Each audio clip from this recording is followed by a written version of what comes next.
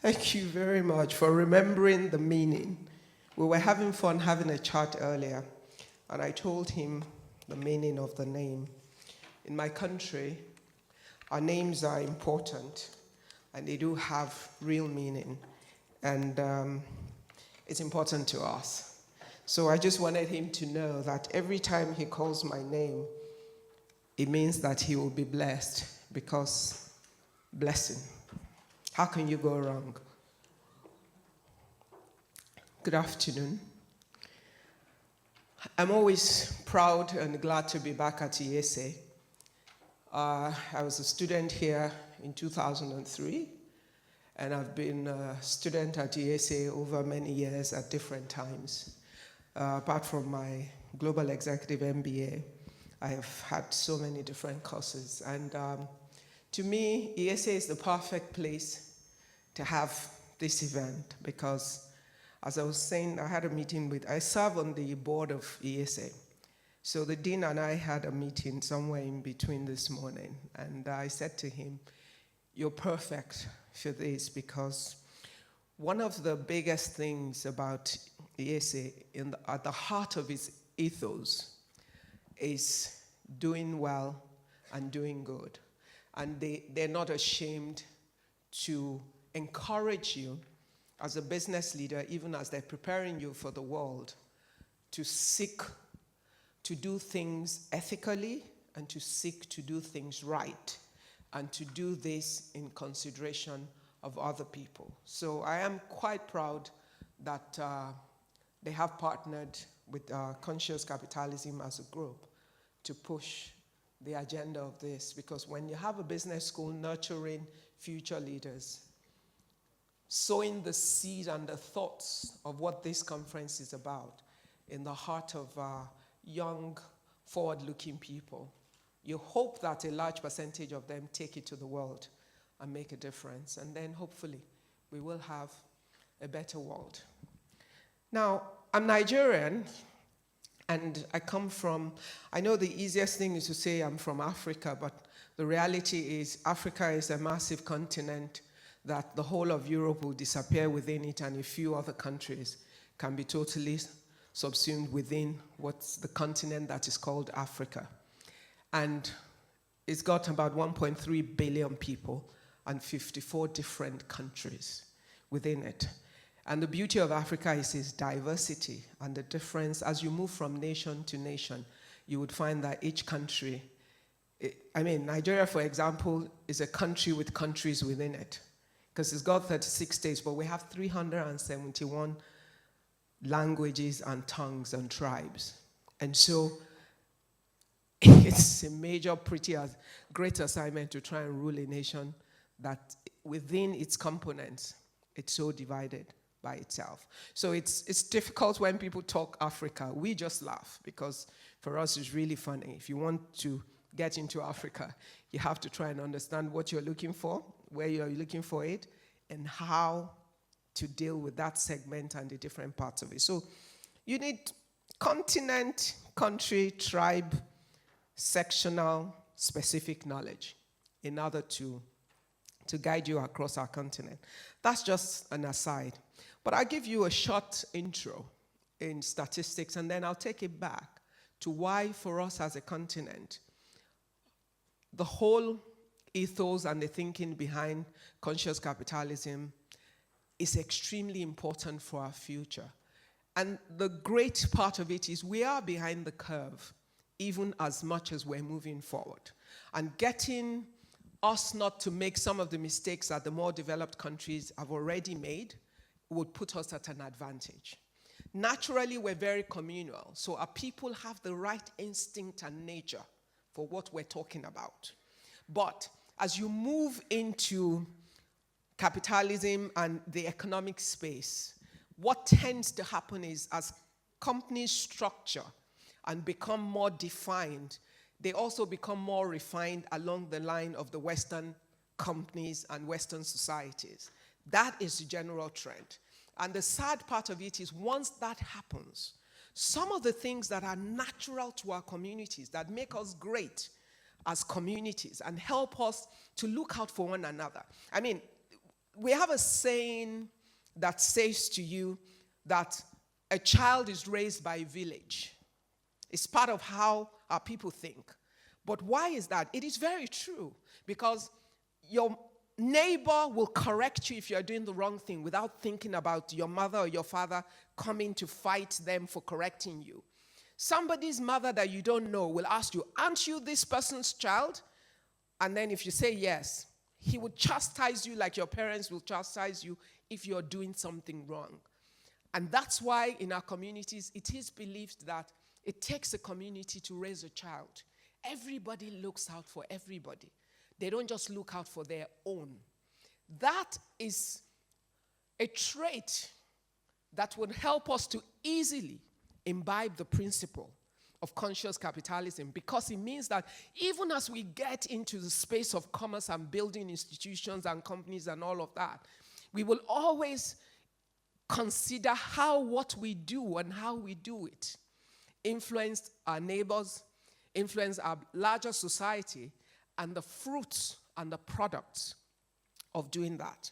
So let's start by saying, by 2015, there were 226 million just young people. Just to give you an idea of what the future of Africa looks like, so you understand why we need to get it right for us, why this thinking needs to be a part of how we build the generation of businesses, because there's such an abundance of entrepreneurial knowledge within the continent. And right now, there's a lot of money pouring into the continent to help build businesses. Because in reality, when you think in terms of the challenges of a lot of our people dying in the Mediterranean Sea, trying to cross into Europe because they think there are greener pastures on the other side, you realize that to protect Europe itself from the deluge of our people that we really don't want to have to cross the oceans and die in it to come into Europe, then Africa must work. And for Africa to work, we need to create a system that supports the community, supports our people, helps to build enterprise and create jobs for a lot of able-bodied young people that we have. By 2015, we had 226 million young people between the ages of 15 to 24 who live in Africa. That's 20% of Africa's population, but it's also 20% of the world's youth population. Move the age group from 15 to 24, move it to 15 to 35 years, and it changes to 75% of Africa's population. And that, by 2020, will become about 42% of the world's youth population, one continent. Now, the expectation is at the rate that we are still bearing children, and if that rate continues in some way, it's expected that if that rate continues throughout the 21st century, we will more than double the numbers of young people by 2055. Now, imagine a continent that is then filled to abundance with so many young, able-bodied people, where there is no sense of responsibility or accountability of our communities for our neighbors, where we build businesses just thinking of how we make money without thinking of what happens to our neighbors, where we think of how successful we are and not caring about the influence or the impact of our success on our neighbors. As at today, as it is,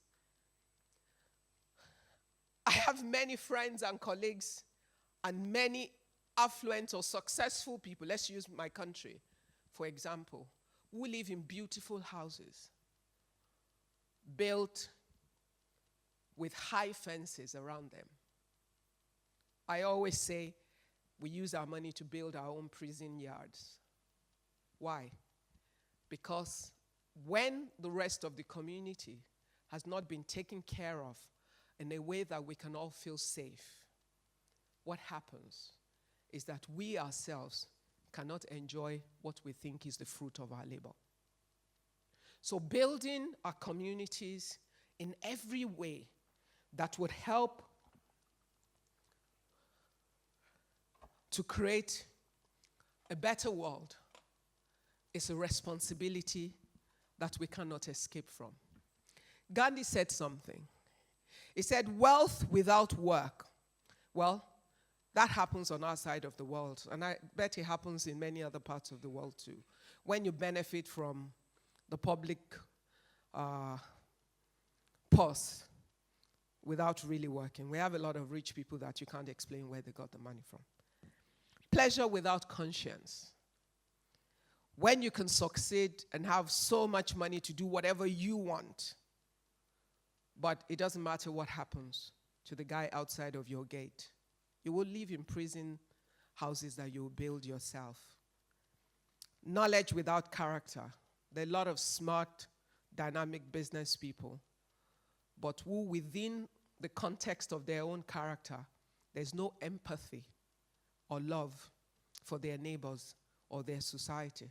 Because it takes a heart of empathy and consideration for the rest of our community to take certain kinds of decisions in our businesses that will affect how we operate and how we deal with all our stakeholders, whether they are customers or they are staff or they just the totality of our stakeholders.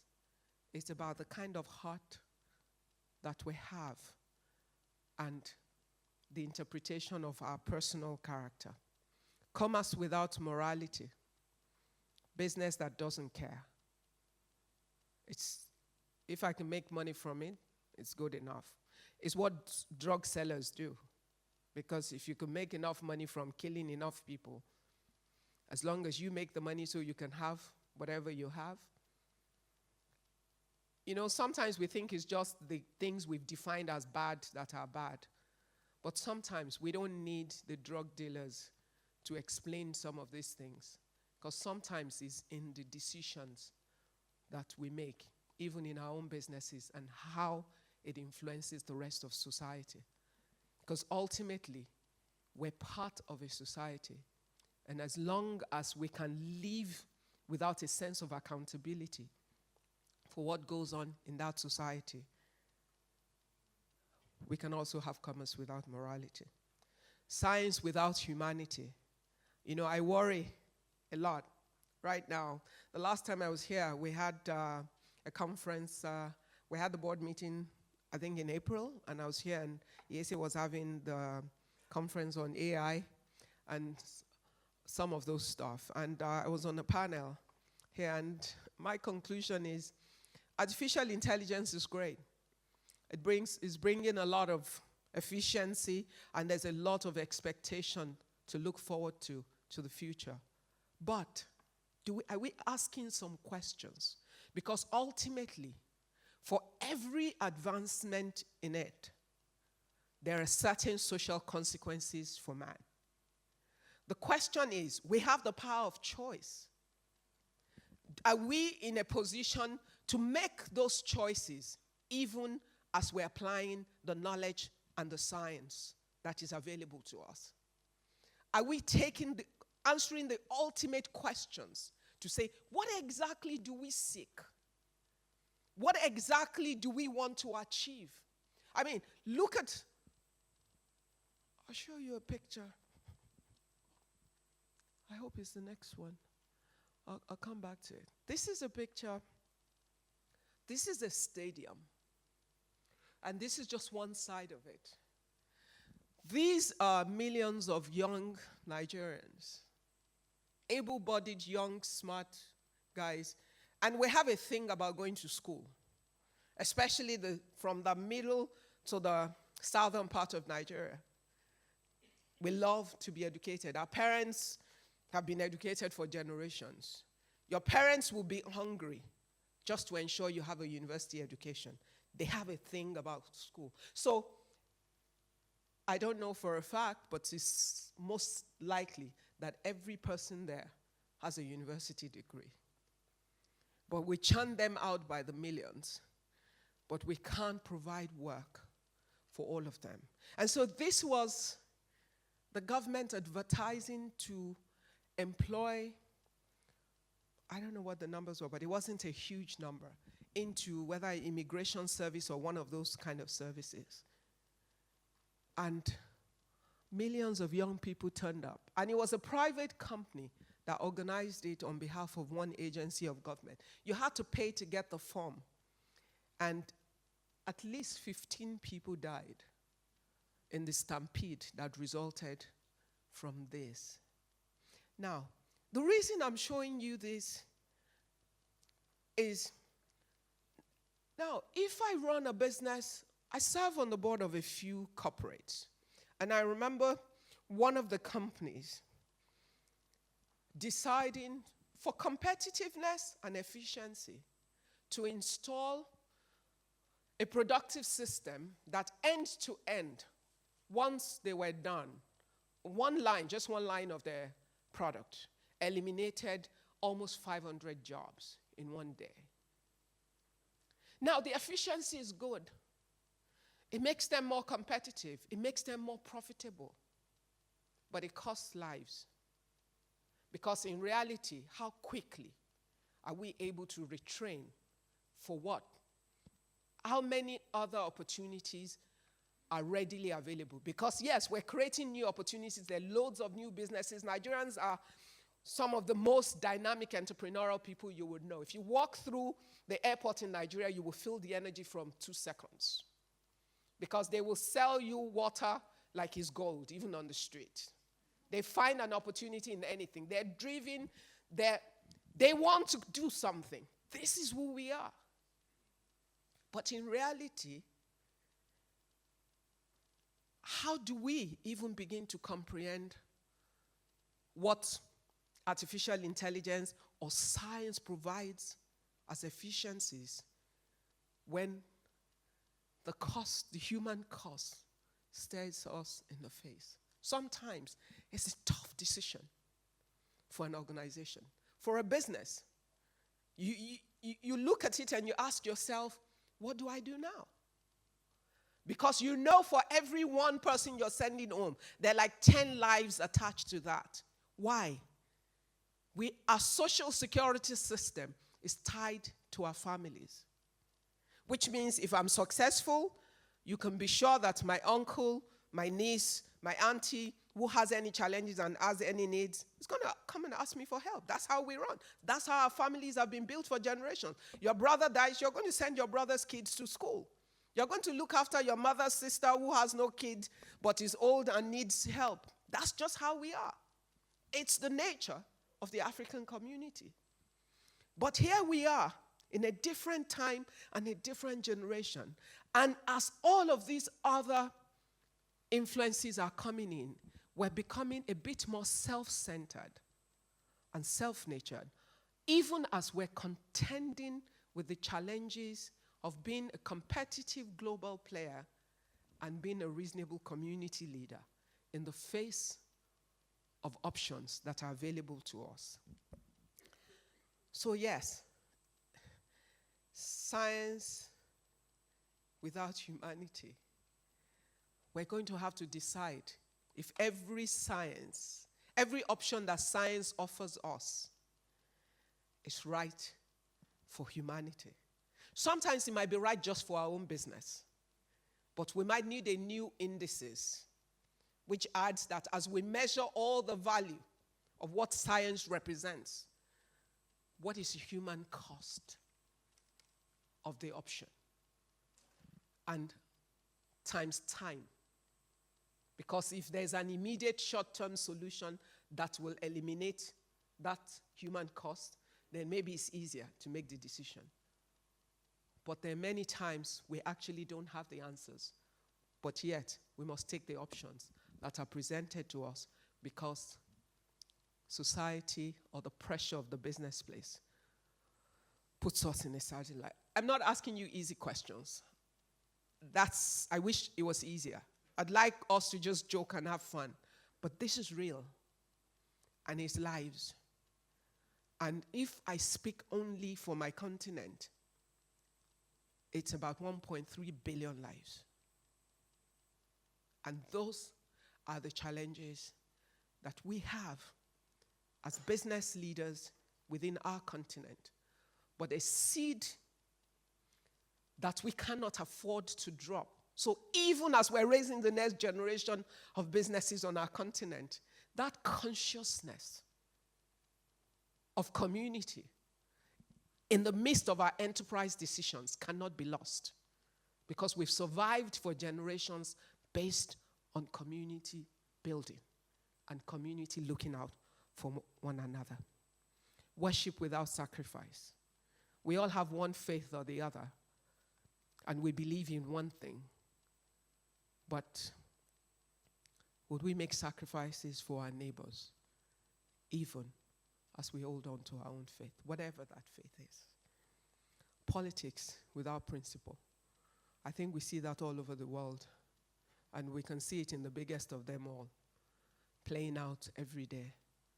You can see how easily, even those you think that for generations have been the best at this, can drop the principles for the politics and put the rest of the world at risk.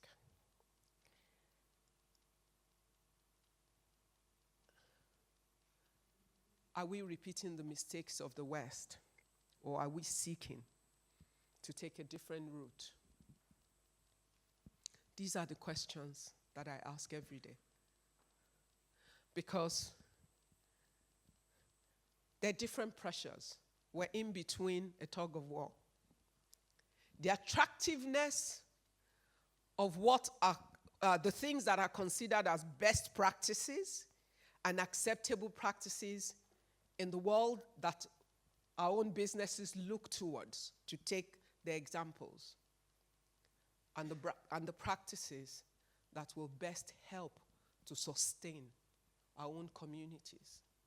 And we know without a doubt that we must find our way in a way that we build sustained and sustainable communities and support the survival of our own people in our own way. And because business is so key to the lives of our people, ingraining that consciousness of values and ways of building the business, because also we're building so many new businesses across the board, from the micro to the small to the medium, and starting them early with the right thinking will impact on the kind of decisions that they make. What you're discussing for you is an option. What we're discussing, in terms of everything you'll be discussing this whole day at this conference, for us as a continent, I think is a matter of life and death. Because if we don't find means to have the seed of this way of thinking ingrained in our new generation of entrepreneurs coming out of our continent, then we have a major challenge ahead of us. We're a continent of differences, extremes, because for some, this is home. For some, this is home. Same city. I've just shown you two sides of Lagos. I live in Lagos. So they exist side by side, very comfortably. But can they really be comfortable? No.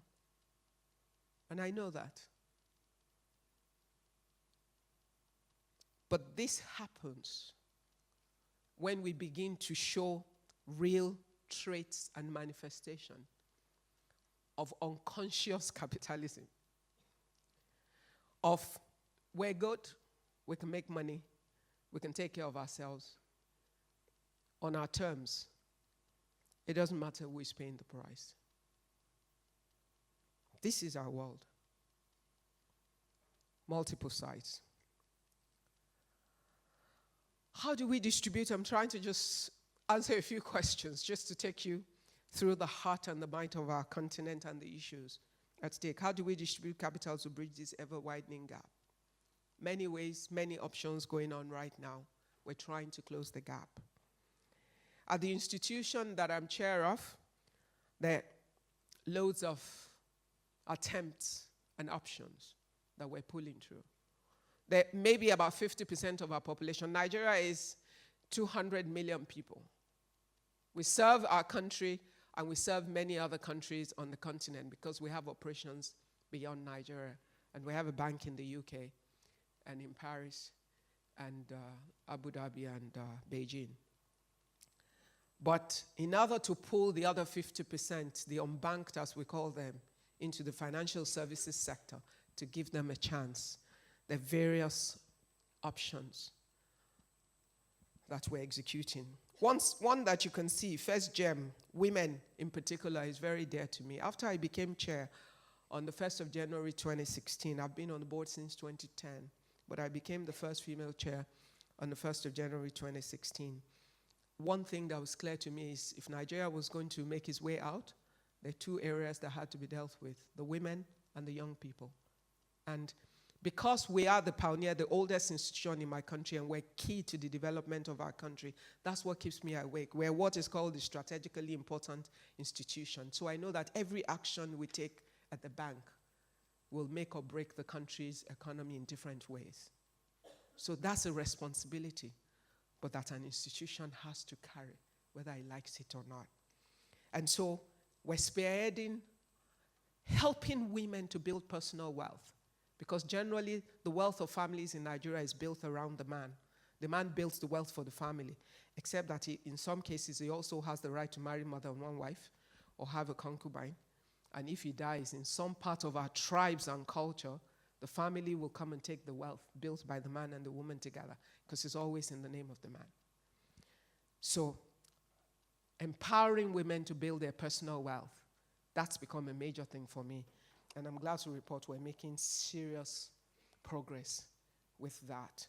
First money agents, those are people that are just traders or whatever across different parts of our communities that are becoming community bankers that we're empowering. The women in Africa, yeah, there are very many powerful women in Africa. WIMBIS is an organization that is at the forefront of that in Nigeria and driving it through. We're moving through other countries in Africa, trying to help them to define this as well. WIMBIS, I'm a co-founder and a past chairperson of WIMBIS. 16 years ago, 12 friends of mine and one gentleman started this organization. And excitedly, we're happy to see what it's become. Because right now, there's hardly anything that has to do with career women in business, in management, and in politics. That WIMBIS is not at the center of it, working with a lot of global organizations. We've put a lot of women on boards because we know that when women sit in certain places, they make a lot of difference. Now, conscious capitalism is more natural to women. Why? We're more communal by nature. We never think just about ourselves. All apologies to the men in the house. And I'm the only girl in my house. So I'm a mother of 3 boys and a husband. So you can understand I cannot afford to be against the men because, they're my constituency. But the fact is, which is why diversity on boards and all of that is key. Because women bring a different set of skill and sense into the boardroom. And it will affect the ability of the companies to make decisions that are more communal. And what we've done at WIMBIS is to say, if you say there are no women to put on the boards, we created WIMBoard. And with WIMBoard, we find the women that are technically competent, and they sign up for a 6-month program to get them board ready. And once they're board ready, we have a database. We ask you, so who are you looking for? Give us the CV. We'll provide you many options. Go and find the person you need from there. And with that move, we've been able to close the gap. We're still working. There's still a lot to do, even as we're building the pipeline from the girl child and teaching them how to win without compromises, and teaching the next generation to be women who can stand up and be the best of themselves without asking anybody to do them a favor before they get what they earn. All I'm saying is, if we allow the two gender to be active in making decisions that affect all of us, we will get the best out of all of us. Why? We have different views of the world. We need combined view of both to create the perfect solution, to help us have a more consciously deliberate society or community built through our decisions that impact the lives of all of us. I think I'm done with my time, but I want you to remember, no matter what you have or what you build or how successful your business is, at the end of your day and your time, what will count will be the impact and the influence you have had on people, not on things, on people. And so when you consciously and deliberately make decisions that will impact the lives of people positively, whether through the organizations you build, the organizations you serve in, utilizing the position and the influence that you have for that reason, you're doing the world a lot of good. But more than anything else, you're leaving a satisfied legacy that will allow you to sleep at night and sleep without fear. Thank you.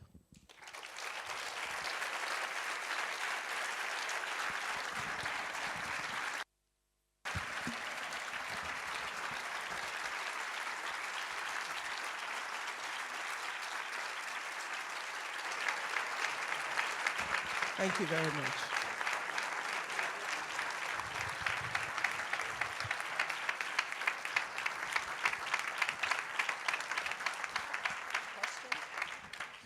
We have 5 minutes for questions for Ibukun.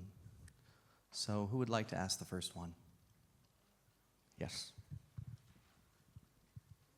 I don't know if it's a good question, but in the European Union, we are struggling with the refugees, and they are saying we are closing our borders. Are you in contact with our politicians? Because you have great ideas to solve the problem. We are like, we don't have empathy anymore. We are just closing up because we don't know what to do. We have to help you build a good structure in Africa. Not closing down, help you. Are politicians talking with leaders in Africa, European politics? Great question. Well, I think, for one, Macron was in Lagos last week, and he was there for about 3 days. And I don't think he came to play. I think he came because, seriously, if Europe really wants Africans not to come across, they're going to have to help build Africa in any way. Because don't forget, and with all apologies, a lot of resources of Africa help to build Europe.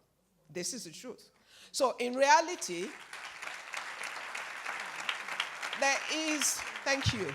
there are times where you need to own up to a situation and understand that if your neighbor it's like the analogy I gave you about living in a beautiful house with a big high fence. I'm using my money to build fence, and that's how I showed you the two Nigeria. That's how a lot of my colleagues, that's how we have to live. If you get to my house, the security that the bank believes they need to give to me is embarrassing for me. But if you don't take care of your neighbors, their problem will ultimately become yours. So it's okay to be afraid. We don't bite, as you can see. And you saw that young man that saved that child in Paris the other day because it's his natural instinct to help save someone. So there's some naughty people in every country. They exist. But the world has worked because we all learn to help each other. And in reality, where we are now, it's a global village. The time of isolation was, I don't know, like 50 years ago, because it disappeared. And who broke it? Europeans. Because until Europeans came to find the continents, everybody lived in isolation. So you created the cross-border traffic. Now, these people, because there's so much, I just showed you the statistics of young people. If people are young, they have ideas and they have dreams. And at this point, we do not have the best governments. I own up. That's our reality for now. So everybody is pushing the best they can, but you need a little help. We're at the point where we still need a bit of help, and so we can get our continent working. If the leaders act according to their actions. Macron came to engage. He met government, he met young Nigerians in sessions, and he had straightforward discussion with them. He set up a club of 15 French people and 15 Nigerians. I'm one of the 15 of 30 to think of solutions of development between the two countries. But that's France. Okay, so I can't speak for your country. You are going to have to take whatever you've heard at this conference all day. No, you are going to have the conversation. Yes. Because you don't get to come here and listen to everything that they've said from morning till night and go back and be the same. Then they've wasted their time having this conference. That's just the truth. You have to own it, and you have to go into your own space and find how you use the information you have to make a difference. People always say, oh, just me, what can I do? My whole life, I've believed in whatever I can do, no matter how small. I started, and I've always found out that soon enough, some other people find me along the way, and we combine forces, and it always scales up and becomes bigger. Little drops of water makes the mighty ocean. Whatever you can do to change the world, this is one world. It's easy for me. I was in Nigeria, I was in London, I was in Paris, Monday, Tuesday, I was in London, Wednesday, Thursday, I was in Nigeria by Friday morning.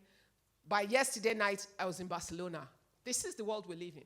2 weeks before that, I was in Chicago. From there, I went to Calgary, went from Calgary to Montreal, and then came to London, came to Barcelona for a family wedding, and went straight back to London for a few days, went to Nigeria for a week, and out again. Yeah, that's our world.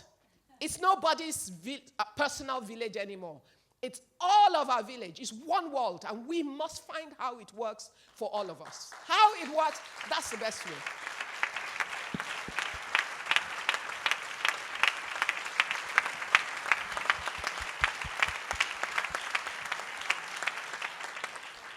Beautifully, we still have time for one more question.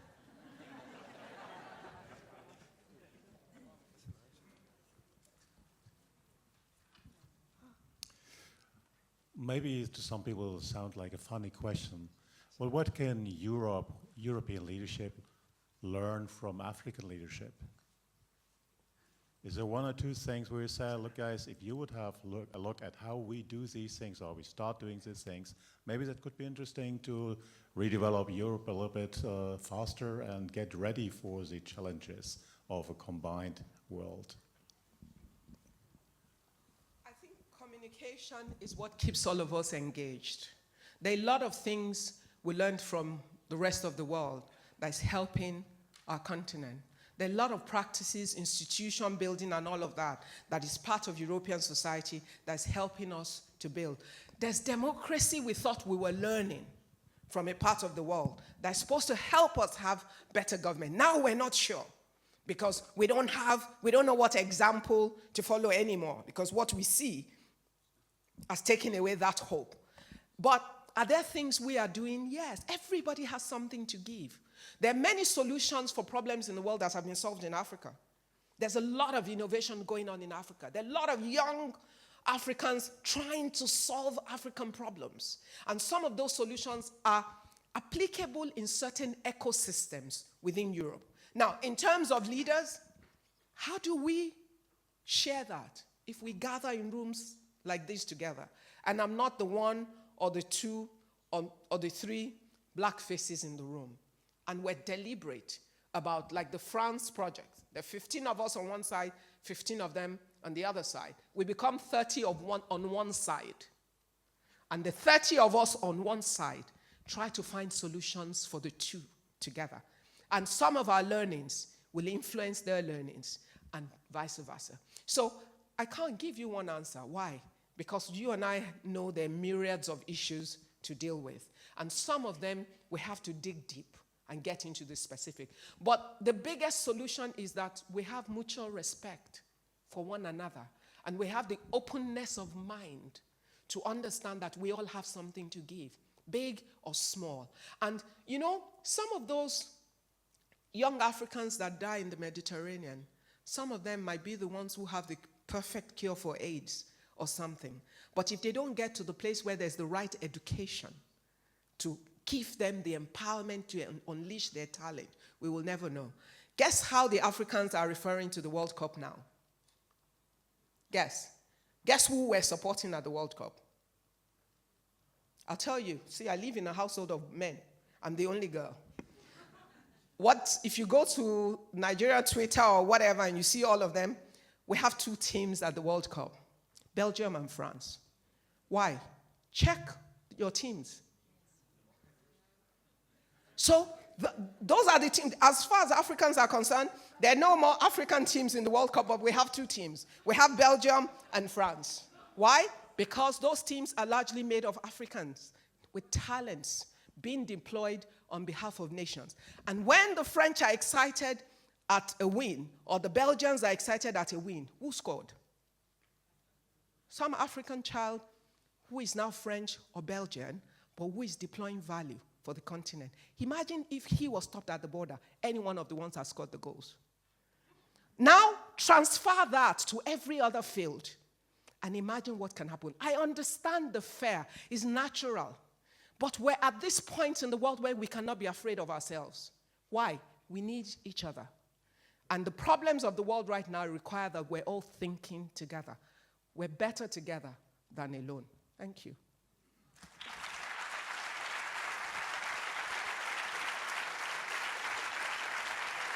Can you stay up here for 1 second?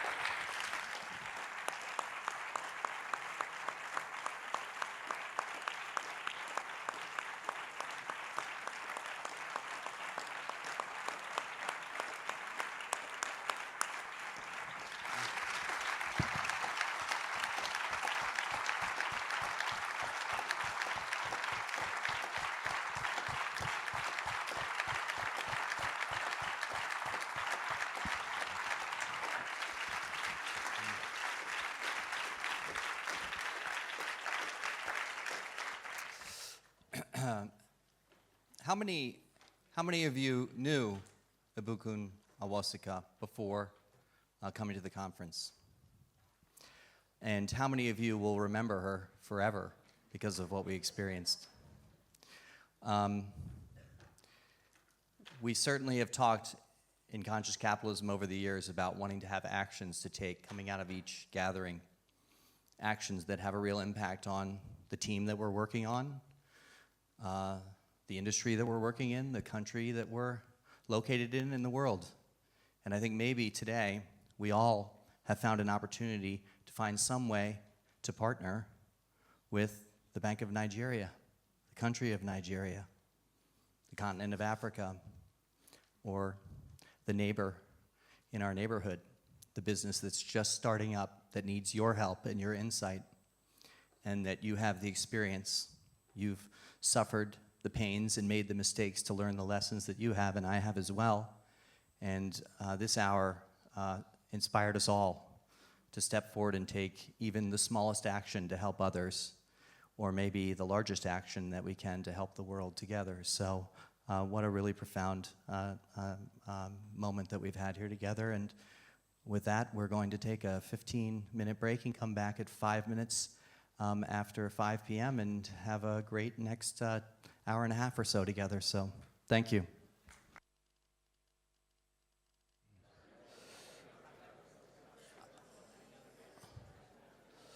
So now we will have an hour together on conscious business in Europe, and the panel will be led by Joan Font-Rodona, who has been a professor of business ethics here since 1990. And he will introduce the panelists, and please stay ready with the questions that you have, because we'll have an opportunity for some Q&A as well. So Dr. Fonfortuna. Oh, yeah, you come to